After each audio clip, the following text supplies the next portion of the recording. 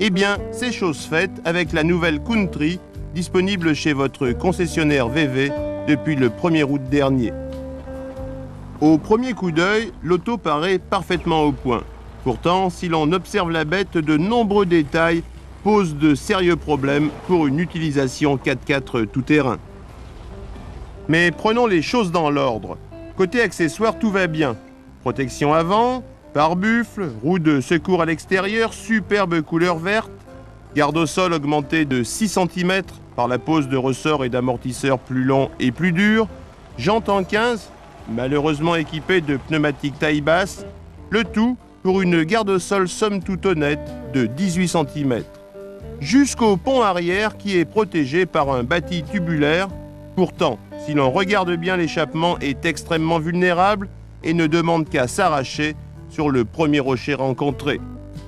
Malgré un moteur très souple, il manque au minimum une première courte pour prétendre à une utilisation tout-terrain.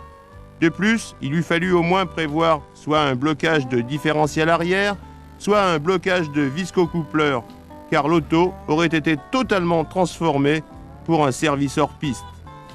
Livrer l'engin avec des pneumatiques taille basse est une option bizarre de la part du constructeur. On a vraiment l'impression que l'auto est le résultat d'un compromis, certains voulant en faire un vrai 4x4 et d'autres ne le voulant pas.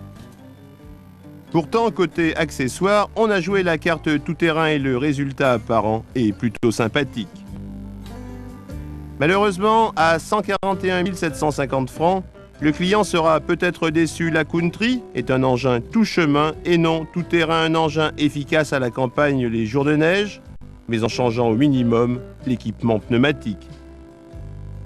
Alors, lever la patte, c'est sûrement spectaculaire à l'image, mais en aucun cas efficace en tout terrain. La même figure s'obtiendrait sans doute avec n'importe quel Golf de roues motrices.